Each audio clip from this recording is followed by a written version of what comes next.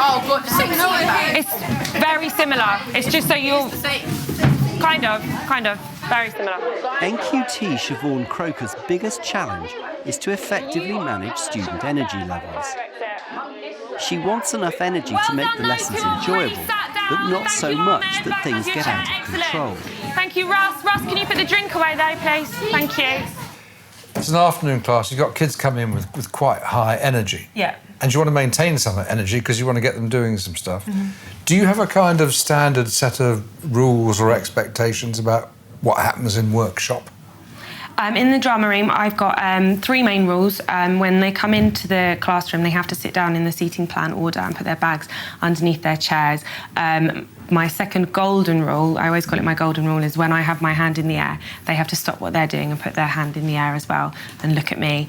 And then my third rule is don't touch the curtains. OK. Very, very practical. Yeah.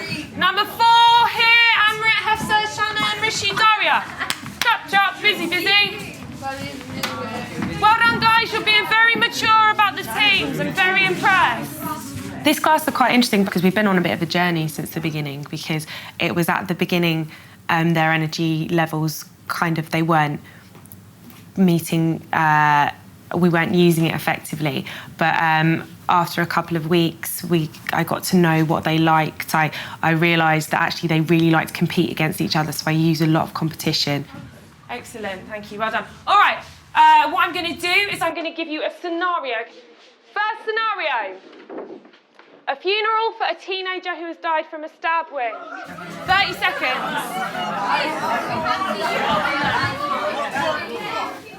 There's no problem raising energy levels.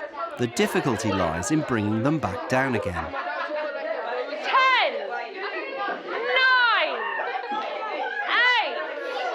8, 7, 6, 5. You need high energy a lot of the time to create a really good piece of drama, but there are other times where you really need to think about what you're doing, or you've got to evaluate what somebody else is doing. So yeah, you've got to bring them down into kind of a quieter mode. That up and downness about energy levels. Let me try an idea out on you. In kind of adult theatre workshops, there's a lot of deliberate going up and going down. So you have a high energy minute. Now let's do a relaxation exercise and bring the energy down. So I guess what I'm talking about is a situation where the instructor and the people in the class are deliberately and openly talking about energy levels. I think with the subject matter that we're dealing with at the moment, we're dealing with knife crime.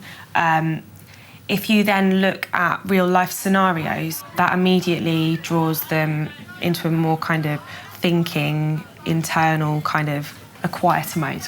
In other things to do, and maybe get them, you can always get them to sit down and just have, we can do a breathing exercise, or they can close their eyes. But sometimes that can lead to silly behaviour if you get them to just all sit down and close their eyes. What's going on? Nothing. What's going on? Right, you two. Later in the lesson, with energy levels still not fully under control, a dispute breaks out, which takes Siobhan over 10 minutes to resolve. I haven't sent her out. I just want to speak to her. Right, come here. Yeah. You put me in an accident! I don't care, my hand was flying around. Right, to go to Jamaica. Stop.